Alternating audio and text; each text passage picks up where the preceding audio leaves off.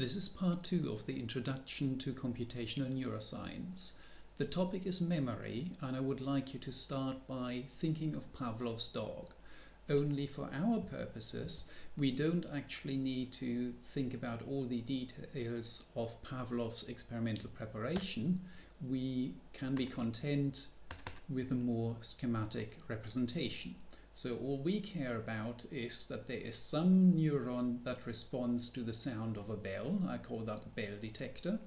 There is something that responds to the sight or smell of food, and then we have the conditioned response, which is salivation. One account of conditioning for which there is fairly good experimental evidence is what's called the stimulus substitution theory. That is, the conditioned stimulus, the bell, comes to substitute for the unconditioned stimulus, the food. And one way in which that can be done is that that learning proceeds by strengthening a connection here. That the bell sounds, through that connection that reminds the dog of food, that then triggers the unconditioned response. So learning then happens at this connection between the conditioned and the unconditioned stimulus. There are other types of conditioning as well, but right now we are just looking at that connection between conditioned and unconditioned stimulus, which creates that reminder. One thing you then can wonder about is, why would there be any such thing as a bell detector? Because after all, bells have not featured largely in the evolution of canids. And you could imagine that you can create a bell detector. To save myself some drawing, I have now schematized that a little bit more. You can create a bell detector by linking it up to a number of acoustic feature detectors. So you might have somewhere in perhaps auditory cortex neurons that respond to whether the sound is harmonic or not, that respond to the fundamental frequency. Others respond to whether the sound is getting higher or lower, and so on. So you have a number of acoustic feature detectors, and you say, if I now want to create a bell detector and somehow I have a teaching input that excites this neuron, and I use the Hebbian learning rule, which says that things that fire together wire together, so we just strengthen things that are simultaneously active, then what I would get is that this cell is on. Then I have a collection of cells, a set of cells here that are also active, the ones that respond to the individual features of the sound of the bell, and then I strengthen these connections marked in red here. Now, at that point though, this bell detector neuron isn't really doing anything. It's really functioning only as a relay, because all the information that matters is in those connections here. It's that pattern of connections which basically recognizes again that pattern of activation in the feature detectors. So that's the same principle that I already emphasized in the first lecture, in connection with the barn owl's processing of interaural time difference. The information is in patterns of connections and in patterns of activation. We want to do the same thing as there. We want to be able to recognize a pattern of activation, and we do that by having a pattern of connections. So all the information really is here in the pattern of connections. This here isn't doing anything. It's basically a relay. So what we can do is simplify the whole thing by basically cutting out the middleman and just connecting these feature detectors directly to the food neuron, to the representation of food. But then we can apply the same kind of reasoning here. We can say, well, what kind of food? Because dogs clearly can distinguish different types of food, and how would they do that? Do we have a single cell that in one place, in one single cell, that this activity represents different kind of food, one cell for each type? Or would we perhaps get away with making that a pattern, and might that possibly be more efficient? So can we do the same thing with a pattern here? So something that responds to particular components of the odor, something that responds to particular components of the taste and the texture of the food and what it looks like. That might look like that. So if this pattern of inputs is supposed to activate this pattern that represents food, that is to create this output pattern, then we want to reproduce this connection pattern from here, and here. We want to reproduce that for these neurons as well. So again, that here, this here, and that here, and same for this. This here now is not visually very appealing and not easy to keep track of. So both to make that simpler, and because in the human brain, in the hippocampus, there is actually a simpler arrangement, something that is much more tidy and orderly, I rotate this row of neurons around by 90 degrees. I leave those axons which provide the input just projecting horizontally, and those neurons will have dendrites that stick up vertically to collect input. So that looks now like this. So here, that here is the same pattern as before. This here, rotated 90 degrees clockwise, gives us that pattern. And for each of those neurons, we have each of those output neurons connected to each of those input neurons. So each of those output neurons now reproduces the same pattern. So if then these three input neurons are active, I get that pattern out again. So I get this stimulus substitution, that the unconditioned stimulus, the sound of the bell, activates a pattern that represents the conditioned stimulus here, activates a pattern that represents the unconditioned stimulus, the output. If that were all, we wouldn't really be very much further on, because what I've done is replaced 2 neurons with 1 synapse with a total of 12 neurons with 36 possible synapses. So that wouldn't seem very efficient. But the whole thing can become efficient if this network can contain multiple patterns. Plus, as we'll see in a few minutes, it has other interesting properties apart from possibly just reasonable efficiency in information storage. I simplify again, so no input becomes a 0, an input becomes a 1, and then this connection matrix I also represent by 0s and 1s. So you can then see that this here, 0, 0, 1, 0, 1, 1, is the same as this pattern here. And this here, the output pattern will be 1, 0, 0, 1, 1, 0, which is what we've got here. If we now apply the Hebbian learning rule, we look for simultaneous input and output activity. So this here, that here, and that here should be set to 1, same with those here, and same with those here. And what you then see is that this part of the connection matrix, the vertical just reproduces the input, and the horizontal just reproduces the output. Then we try storing a second vector here, a second input pattern. So these are also called vectors because actually what this thing here does is basically performing linear vector algebra. So we have these unit vectors consisting just of 0s and 1s. We put that in as well, and we combine it with this output pattern. So what we do is exactly the same thing as before.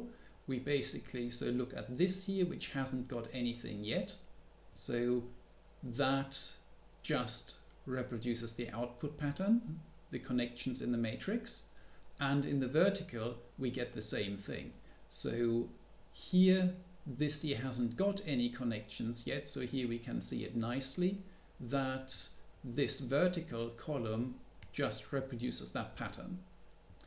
Where there already is a 1, so here we get an input 1, we have an output 1, it already is set to 1 from the previous learning experience, so nothing changes here because 1 is the maximum, so this doesn't become 2. And then we do the same thing here. So what we've done here then is storing 3 patterns in that network. The next question is, can we get them out again without interference? In order to do that, I have to add another feature to the network, which is an inhibitory interneuron. And that is effectively counting up the inputs and then dividing by the number of inputs. So here it has 3 inputs. It takes the sum of whatever comes down here, the dendrites, and divides it by 3. If there are only 2 inputs active, it will divide it by 2. And the reason why this is necessary can be shown here. So let's first see whether we can get the original pattern out again. So here we had this input, that was that one here. We want to get this output. But we want to get this output after all this has been learned. So our connection matrix is now this here. So that's what you see here. So what you do is go through that connection matrix and count up for each column how much you get. So here we have no input, so nothing is happening, no input. Here we have an input, we have a connection as well, so here we get 1. Here we have no input, so even though there is a connection, nothing is happening. So it's just the multiplication of input by connection. Here we have 1 times 1, so that gives us the 2. Here we have again 1 times 1, so that sums up to 3. It gets from the inhibitory interneuron, it gets divided by 3, and we have a 1. Here, as we go through, here is an input but no connection. No input and a connection. Here we have both input and connection. It gets up to 2. The 2 gets divided by 3. That gives us 2/3. Now, if we look at the input-output function or activation function, it's a threshold function with, in this case, I have set that to a threshold of 3. Actually, it would have been better if I had labeled that as 1. So without the division, a threshold of 3 would do the job because we don't want an output here and this prevents it. So basically this says with a threshold of 3, then the output here will be 0. We need it to add up to 3 before anything happens. And then these additions without any division here will already give us our output here. It will reproduce the output. If we go to this here, so now I have a fragment of the input vector with a unique combination. I take this whole thing here, but one of the inputs is missing. But the combination is unique. So if I go back to this here, so we have now one of the inputs missing, and that is this here, so we only have the 3rd and the 6th. So the 3rd is shared with this input here. The 6th is shared with this input here, but the combination of this and that is unique to this vector. So this one has that, but not this. That last vector has not that here, but that here. But the combination of 3 and 6, that is unique to this vector. And the network is capable of recognizing this. So as we add up again, I get here 1, nothing, nothing, 1 gives me 2. Then here I get only that 1. Here I get that 1 here, nothing, 1 here and 1 here, 1 here and 1 here, and again 1 here but nothing here. I end up with this here. Now, if I applied that same input-output function that I've drawn here, the simple case, the one that we might use if there were no inhibitory interneuron, then the strongest output would be 2, and we would be getting nothing out of here. So we would need an adjustable threshold. If we could adjust the threshold to 2, then the output would be the one we want. But physiologically, adjusting the threshold is not easy. You can't just do that on the fly. What you can do, though, is have this inhibitory interneuron, which sort of normalizes the input. It says how much should there be, what is a maximum you can have, in this case 2.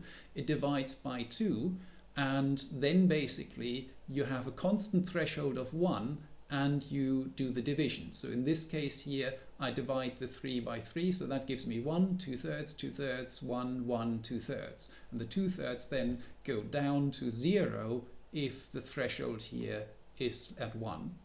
Then I still have a threshold at 1, divide by 2, so I have then 1, 1/2 becomes 0, 1/2 becomes 0, and so on.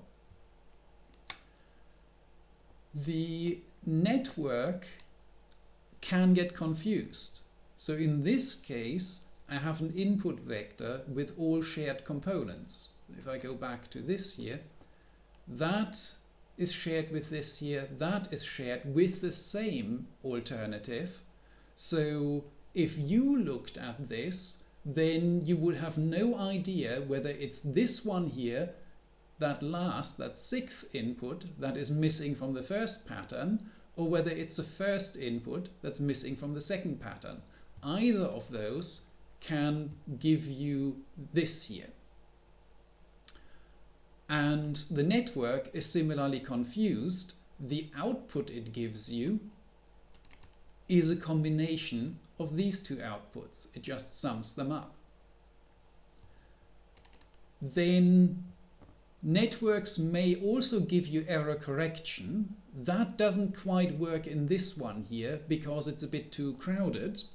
The input vectors are too similar to each other. I have created an Excel file that I put on its learning, which implements this same Hebbian learning rule. So it has here rules which basically say if you have something here and you have something here, then set this to 1, otherwise leave it at 0. So you actually get this connection matrix. Then I copy over this connection matrix, and then I basically say multiply this here with that here. Sorry, I don't copy over the connection matrix. I look only at the parts of the connection matrix that produce an output. So basically I do the multiplication of input with connection, and of course where there is no input, all these become 0. So this here is this product, then I add them up, do the division, I get this output again. And so if I look at error correction, if I try to move this, so if the 1 is removed from here and moved somewhere else, I don't actually get this output that I want. So if I just copy that over for easy comparison, so we don't have that now. I set that to 0, this here to 1, and still doesn't work. So 0, this here to 1, that is now the original pattern, so we've got that again. I set this here to 0, this here to 1, and of course now I've got this output because now I actually have this vector here, because these only differ in the location of 1 bit in the input. Right? So of course I would get the other pattern. So here in this case, and you can go through this for all the other vectors, and the same thing happens. These things are just too similar and error correction doesn't work. But if I take these same inputs and I lengthen them so that now in a 12-dimensional space these are less similar to each other, there are more other vectors in between, then actually it starts to work. So here I have again this input vector, so I can just copy that over. Sorry.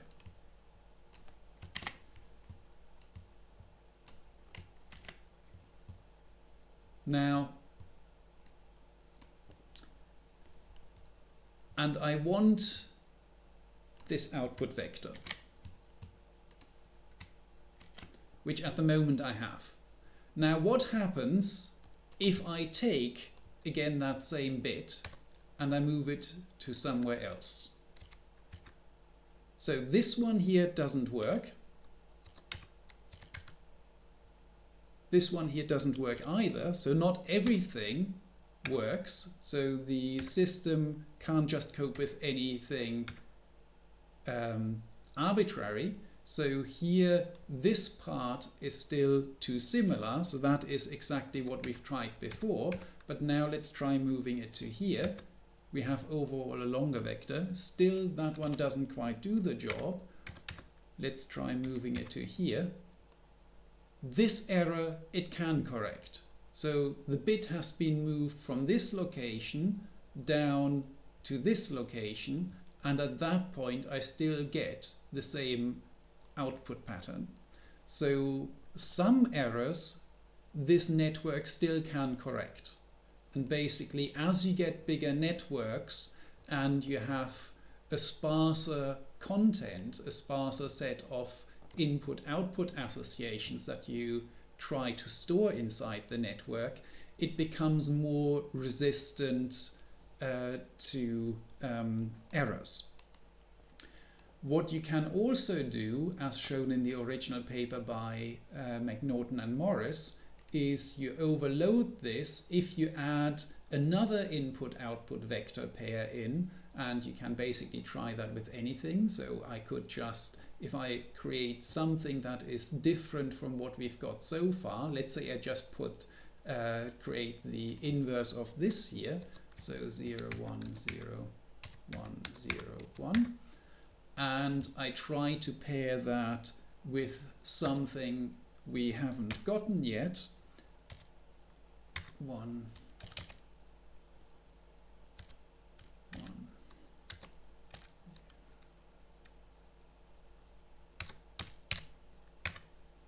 Now that network is fairly overloaded, so if we try to get, well, if we try to get any association out of it, here we have this one here at the moment. So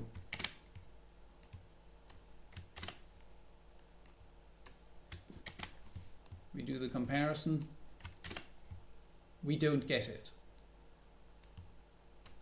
If we take that one and put it here and compare to our new vector,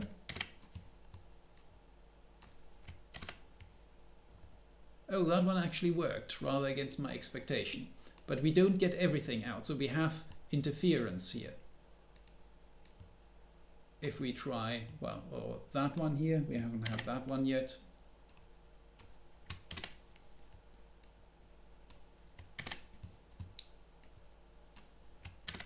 Do the comparison. Oh, this one here works as well. So it doesn't necessarily interfere with everything, but we do get some interference. We don't get all of our vectors out again. So overloading this thing can create problems. It will also depend somewhat on how similar the vector is which we've put in. So this one here actually, because it's maximally different from that one here, should have a relatively little overlap.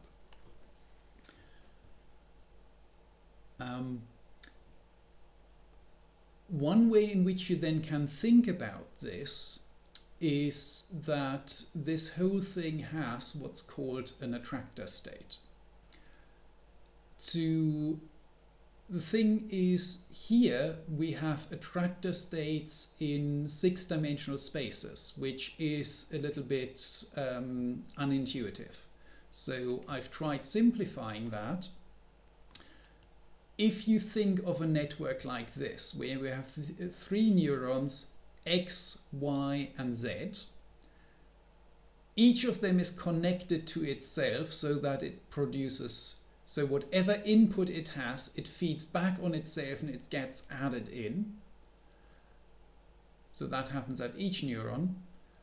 And we also have inhibitory input, so that whatever input that has gets subtracted from Z. Whatever input Z has gets subtracted from Y. And these are mutually inhibitory. So everything is connected to everything else using inhibition.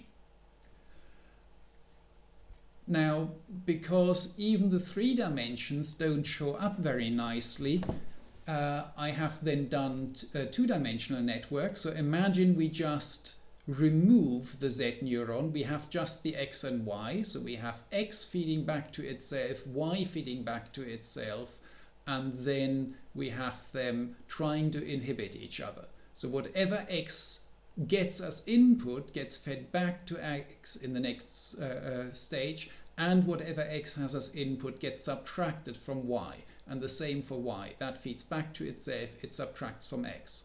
So it's fairly intuitive that what should happen in this 2-neuron network is that whichever one has a bigger input wins the competition. And that is pretty much what we get. So here X has an input of 0.51, Y has an input of 0.5. If I run that, it will, and I plot here the relative input. So X has 0.51, goes to this point. Y has 0.5, so the starting point is going to be here. And promptly the network goes to the point where X is maximally active, its activation is 1, and Y is at 0. If I give this here a bit more input, then we're moving to here, and it's on the other side of this diagonal, then it goes up here.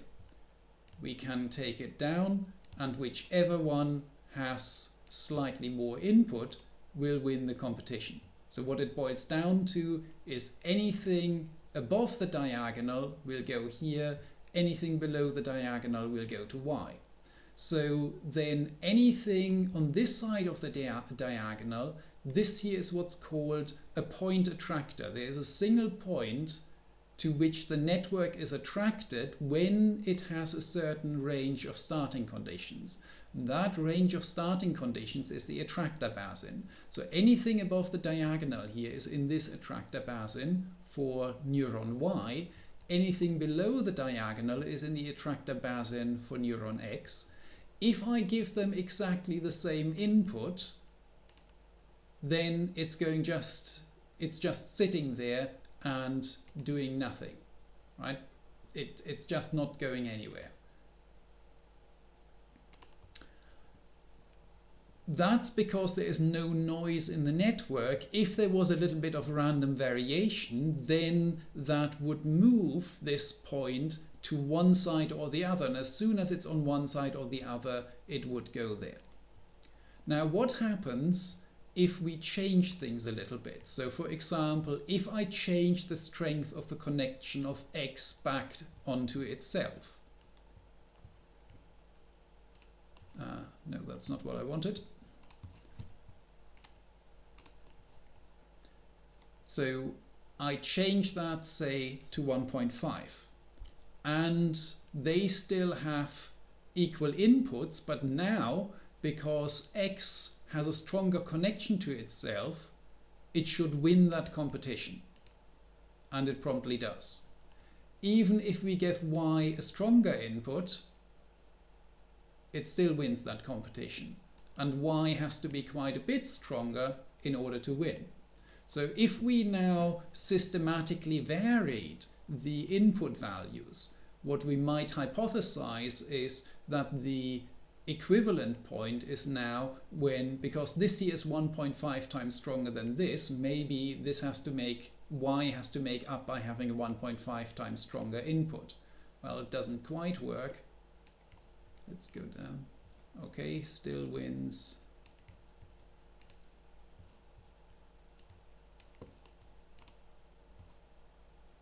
Okay, still.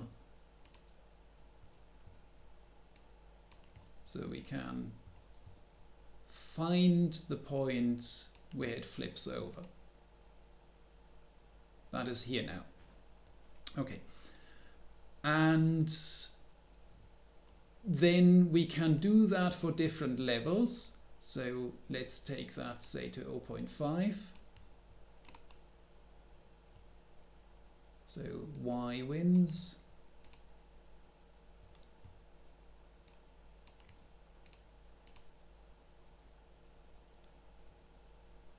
And now actually we have here, we occasionally get some odd things. We have here another attractor, which actually I didn't expect, which is this point where both neurons are maximally active. If I take this down a little bit more. So here we have a very small attractor basin for this third point, but mostly we have two big attractor basins, a fairly large one for X, a somewhat smaller one for Y, and a tiny one where we need very precise starting conditions that leads to this point here. So we have three stable points in this system, points that attract the state of the system from some range of starting conditions. So we could check whether we can get that again with something.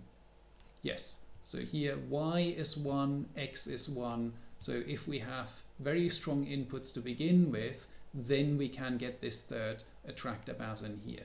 But if I take this down a bit, then it goes here. If I take this up a bit more, it still moves here. Let me take that up a bit more, see what happens. Now it moves here. So we have here some small attractor basin where it goes to this point. We have a big attractor basin where it goes here, and a moderately large one where it goes here. And we could plot actually exactly where these things are. And as you see, the dividing line between these attractor basins depends on the network properties. So how strong do I make these connections? So going back to here, if I had 3 connections here, then the intuitive thing would be that I have a big attractor basin for the Z neuron, another one for the Y neuron, another one for the X neuron, but what I would probably have in that case is also a small attractor basin where everything goes here, where all neurons are equally active at the same time. If I gave neuron Z stronger inhibition, so that even though all inputs are equal, it subtracts more from the others, what that would mean is that Z has an easier time winning the competition, and then the volume of the attractor basin becomes larger. Generally, the concept of attractor basins applies to all sorts of things. If you take a box and you tip it a little bit and let it go, it will fall back to its previous state. So there is a range of angles from which the box returns to its previous position. Tip it enough and it will fall onto its side, so there you have another attractor basin. So the range of angles from which the box returns to its original orientation would be the attractor basin for that orientation.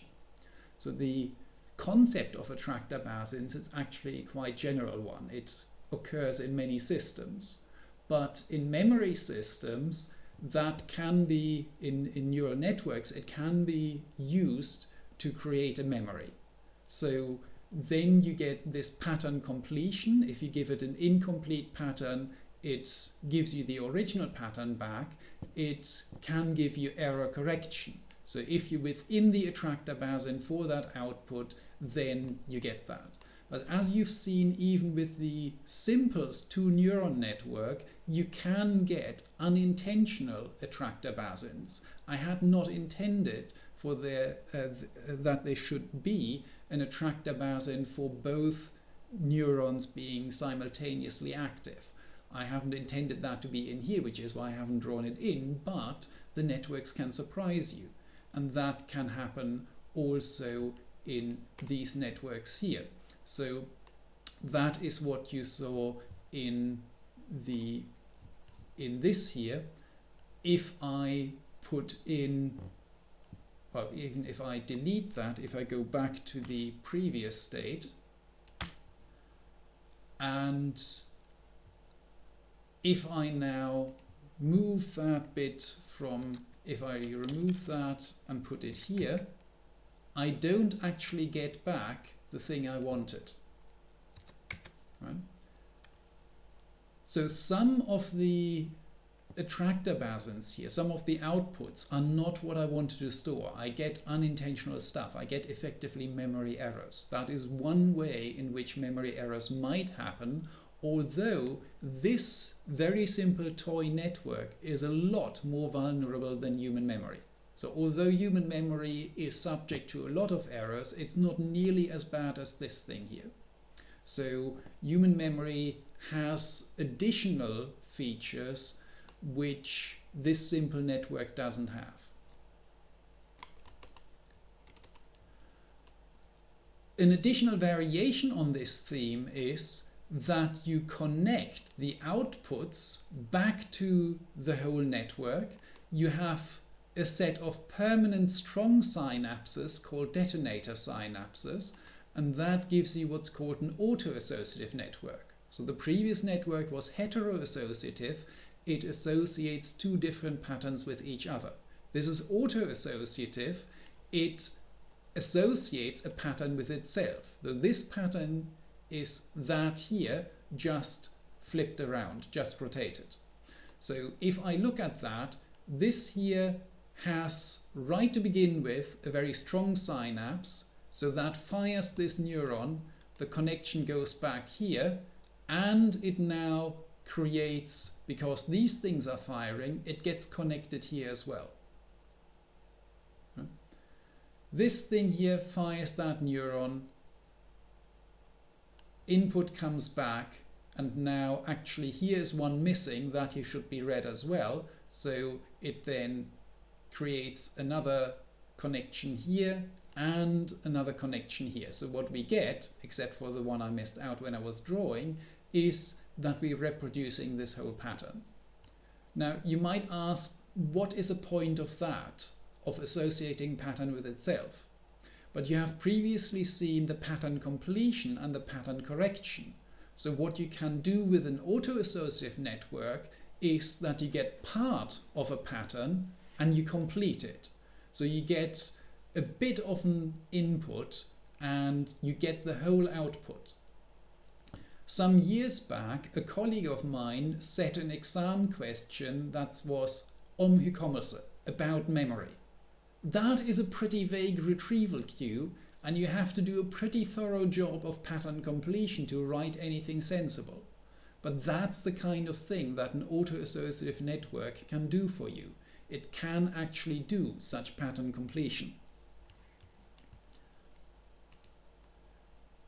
The advantages of that you can see in cases like this. This is a classical example of an ambiguous input, and you have no problem, even though this here is exactly the same letter.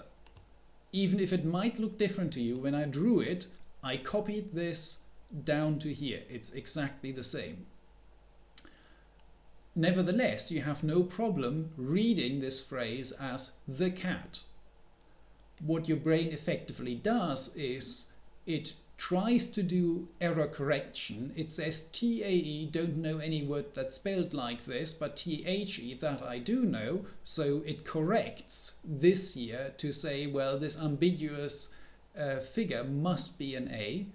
It does an analogous job here, only CHT doesn't give a match, but CAT does, and so you read this as cat. That effectively is an example of top-down processing, especially when it starts distorting your perception.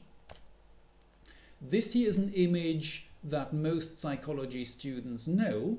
For those who haven't seen it, there is a Dalmatian somewhere in the picture, but if you haven't seen the picture before, it takes you a long time to see it, and you just see random blobs. And for those who haven't seen it, I won't spoil it by saying where the dog is. This image is one which I found my students typically have more trouble with. They don't know what they're looking at, not even once I tell them that it's a ship. Not even many don't even see it if I tell them it's a view of a ship going past you when you're down at about water level. So I did some searching, found an image that shows another ship from about the same perspective. Now I hope that this degraded image, that the source of this degraded image and the interpretation is clear.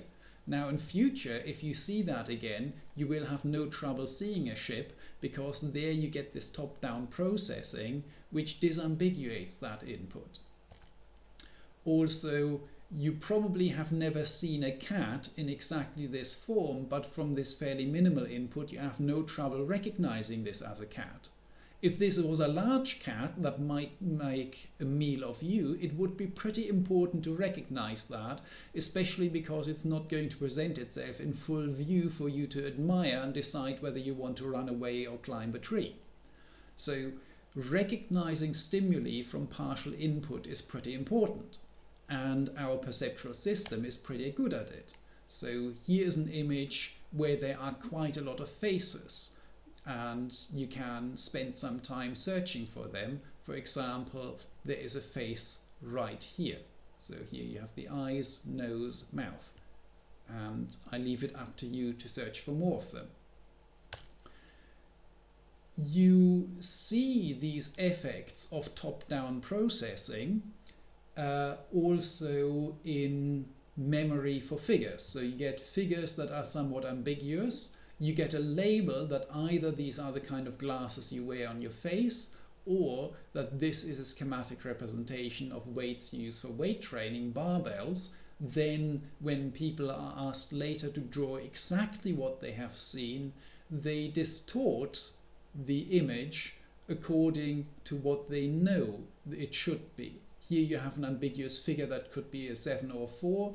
People know it's a 7 or they know it's a 4, they distort it accordingly. The McGurk effect, where you see you see lip movements that match one sound, you hear a different sound, and depending on what those sounds are, you may hear something that is actually acoustically in between. So in this case, the top-down information doesn't come from memory. In this case, it would come from later multimodal processing. Nevertheless, so both of those are examples of top-down processing, but one important source of top-down information is memory, and at least in some cases of some places in the brain, these will be then autoassociative memories, autoassociative networks. So we now have a neural basis for this prior knowledge in this figure here, where sensory signals from the environment get interpreted in sensory processing, get combined with prior knowledge using Bayes' rule, gives you posterior probability. So that prior knowledge has to be stored somehow, and autoassociative networks are a prime candidate for this. Top-down processing, you can also, by remembering what it is, or by selectively matching to memory, you can bias your interpretation, as in the Necker cube. So you know what a cube looks like that you look at from below, so you can interpret this here as being in the front, this here the top of the cube that you look at from below, this here the bottom of the cube, or you can switch that perception around, that you're basically looking from the top down. This here is again the top, but now this here is the front of the cube and this here is the rear. So you can change that perception. Possibly a bit more work is involved in interpreting this picture by M.C. Escher, concave or convex. So the question is, this thing here in the center, is it concave or convex? And most people initially see that as a concave depression in a floor. And if you look at the left side of the image, then that makes sense. So here you have someone walking down those stairs, someone is sitting on here, this is hanging down. So everything tells you that this here is a floor, and then this looks like something that is a concave depression in the floor. But if you look at the right hand side of the picture, you see someone climbing up here. You see that flag hanging down from here. So this here is obviously an upside down staircase. There is a lamp, an oil lamp hanging from this. This here is obviously vertical. So then you come to the conclusion that this here is a ceiling. And if it's a ceiling with light coming from here, then this must be convex. And also here, this is a gecko hanging from a ceiling. So depending on where you come from, you can actually choose to see this as either concave or convex. The top-down processing that comes from the input, from basically saying I know from remembering what I've seen here that this here is a ceiling, you combine that with knowing that light comes from here, then you see that as convex. The memory network I've presented here, though, is extremely simple. So one thing that is missing is pattern completion in a hierarchical network. So there is a proposal that the basic job of cortex is to do hierarchical sequence predictions. So you get sensory inputs and you get temporal sequences here. These temporal sequences get recognized at the next level up as something, so that becomes now a single unit, a single chunk. Then here multiple chunks can be summarized into simple higher level chunks and so on. So imagine we do the following. I give you the letter T, I put that up on a screen, and you know that this is English text that you're getting. So you basically say, well, there is a certain probability that the next thing coming up is a vowel. Some consonants are reasonably common, like H, R, W as in twat, H as in the, R as in trait. S occasionally comes up, as for example in tsetse, fly, that sort of thing. So H would be reasonably common. Then it might be an H, then that reduces still more what the next letter might be. So let's say I get the word the. What do I expect next? Normally a noun or adjective, not a verb. So I might get a noun, for example, the doctor. Then I might expect next that either I get a verb, likely connected with medical matters, or some subclause, the doctor who had studied at Edinburgh.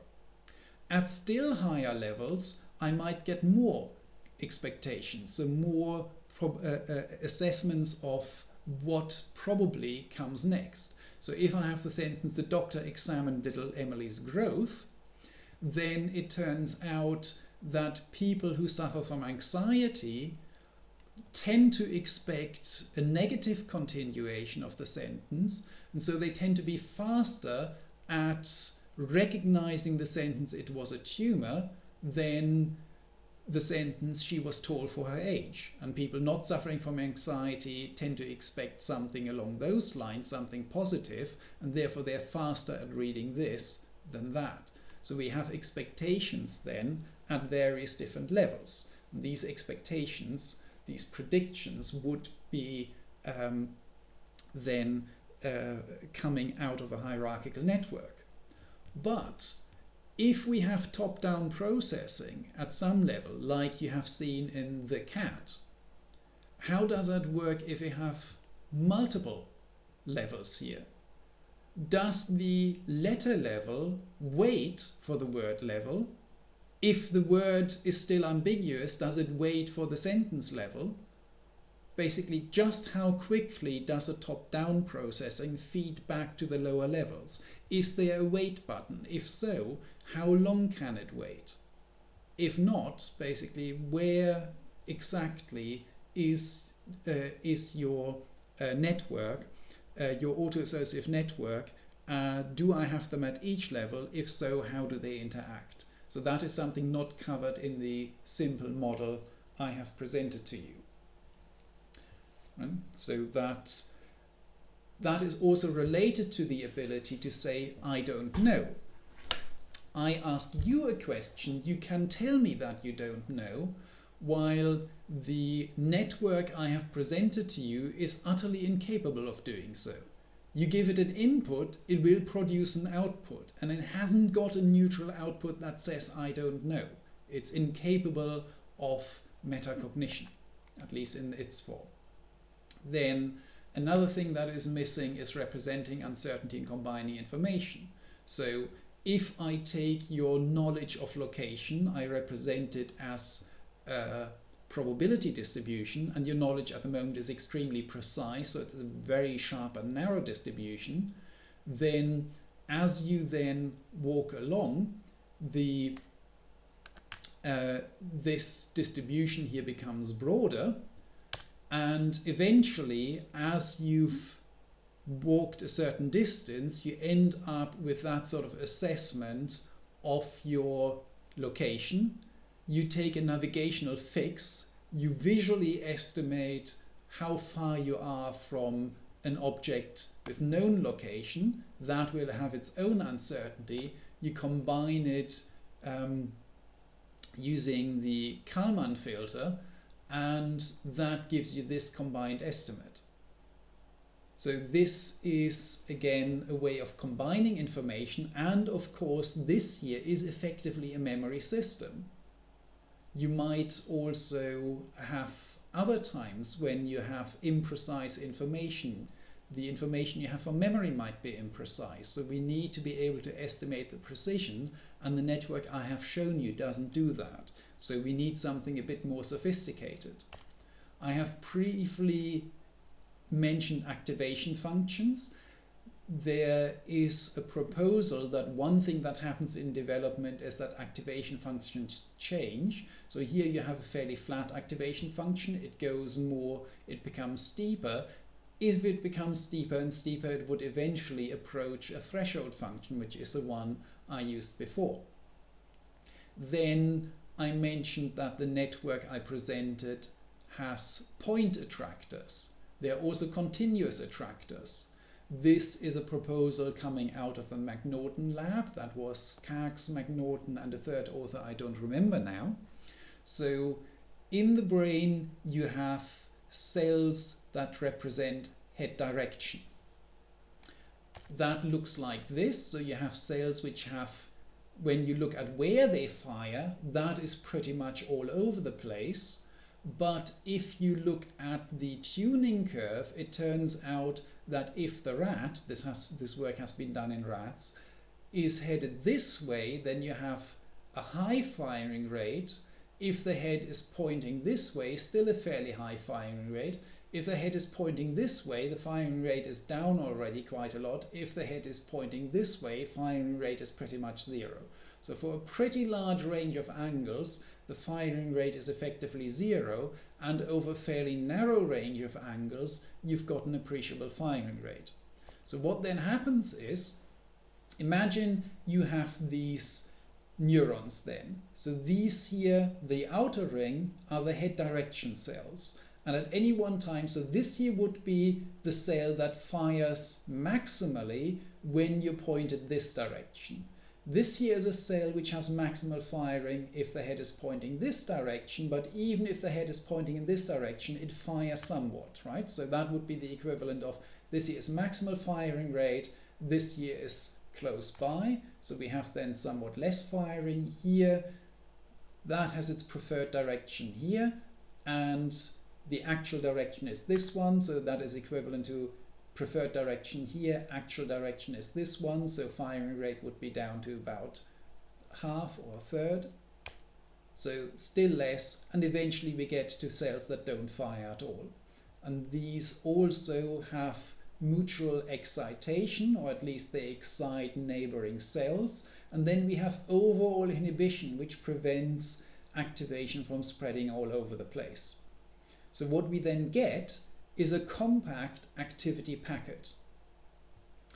If now the rat were, say, in the dark, it doesn't see anything, it's sitting on a turntable, and you turn this turntable fast enough that the vestibular canals in the inner ear are activated. So then the rat gets input saying, I'm turning at a particular rate. So let's say it's a right turn. And so here you have a neuron that says right turn. That then connects to these cells here, which are coincidence detectors again. So coincidence detectors we have seen in this barn owl system. They fire when they get input from two sides. So here they get input from this head direction cell, this one here gets input from a right turn neuron, and then it connects to this one here. So it sends the activation to the next neuron in this circle to the right. Same here. It gets input from here, it sends activation to the right. Input from here, weak input from here, it still sends something to the right, but it's less than here. And we eventually get to the point where even though these neurons here, the ones in dark blue, get input from the turn neuron, they get the turn signal, they get nothing from their head direction cells, and so they don't fire at all. What then happens is that this whole activity patch, because it's always the neurons further to the right, further clockwise, that get more activation. So you activate these neurons here more, then this neuron here doesn't actually get anything much. So basically it sends something to the next neuron clockwise, but it doesn't get anything from here. The whole patch moves. It loses activation from the neighboring neurons, so it loses from this activation pattern, and the general inhibition then shuts this down completely. So these neurons here just shut down, and the whole activity packet has moved clockwise. If you have anti-clockwise motion like that, then you have the left turn neuron being active, you have then these other neurons. So now you can see it's a different set, the ones that encode a counterclockwise turn. Then you get the same thing happening again. The whole thing basically moves counterclockwise, and the activity packet moves here to the left, counterclockwise. That would again be frequency coding. The speed of turn in this case is encoded by how strongly this fires.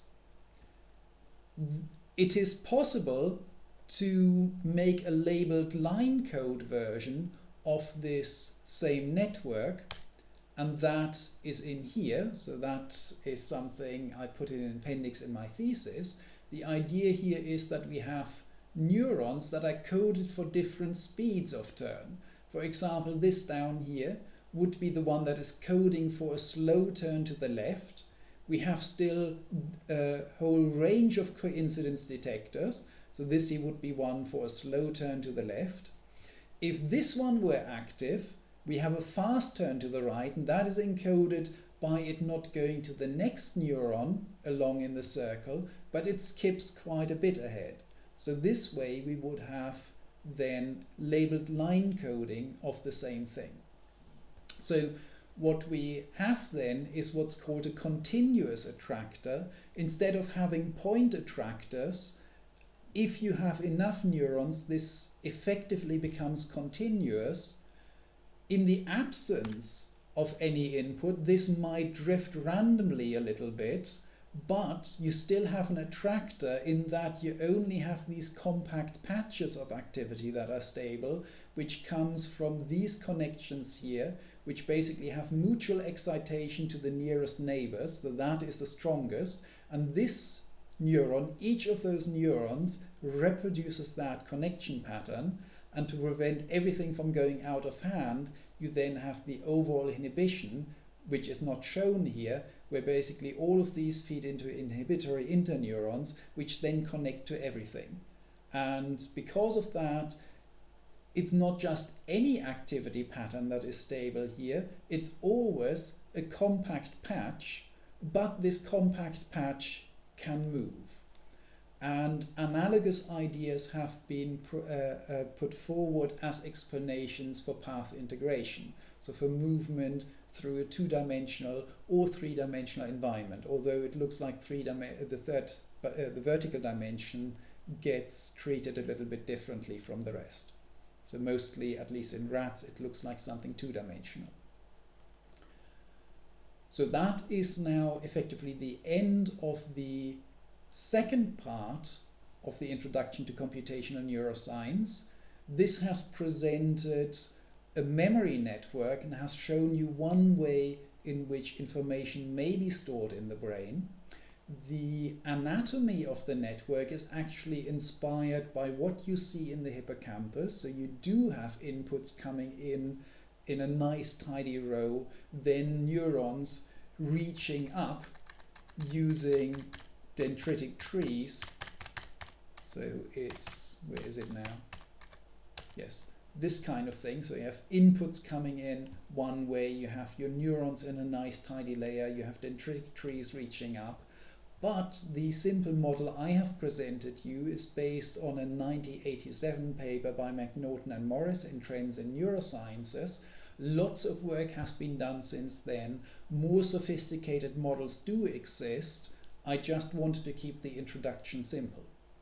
So that gives you again a basic understanding how you can store information in a neural network, how you can get it out of a neural network, and also what some of the properties of a neural network might be, like for example this pattern completion if you give it something incomplete, and error correction.